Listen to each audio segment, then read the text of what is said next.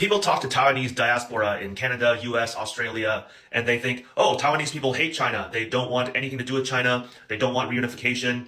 They probably don't even know that Taiwan's official name is Republic of China, and our constitution states that we also want control of all of China, including places like Mongolia, even Kazakhstan, I believe, in the constitution. So that is why there's a basis for the one China policy. Both Taiwan and mainland China claim to be the true China.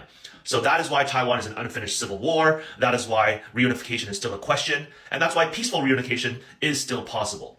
Imagine if the American Civil War ended with the losing party running off to an island nearby, and then another superpower came and sat between to make sure that the Civil War doesn't conclude officially. That's essentially what's happening with Taiwan. So the point of this video is people say, oh, I know Taiwanese diaspora, they all don't want anything to do with China.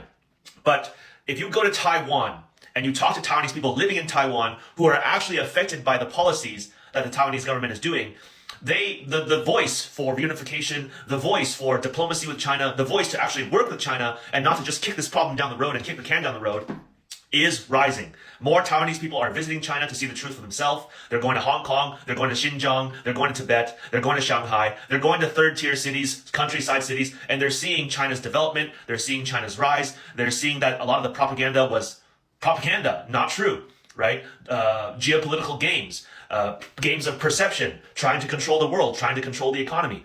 So propaganda exists for a lot of reasons, and most people that don't live in Taiwan are not aware of the intricacies. People in Taiwan are not doing that good. The economy is not doing that good. There's a lot of struggles with basics like electricity and utilities. So Taiwanese people are thinking, hey, what's going on? How come our quality of life is going down while China keeps rising? What can we do differently?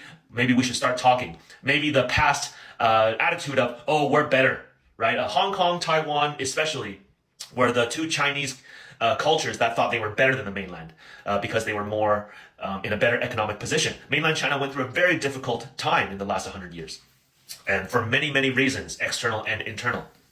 So that time is over. Taiwanese people living in Taiwan are like, hey, we gotta change something here. We gotta do something for our future, for our kids' future, for our country's future. Most Taiwanese people have deep connections to mainland China, culturally, genetically, ancestrally, even spiritually. A lot of Taiwanese spiritual traditions come from mainland China. Our holidays. So the point is, if you talk to a Taiwanese diaspora in Canada, US, Australia, yes, you will hear, well, Taiwanese people don't want anything to do with China. They hate China. But that's not true. The voice for communication, diplomacy, and even reunification is growing. Thank you for listening to my talk.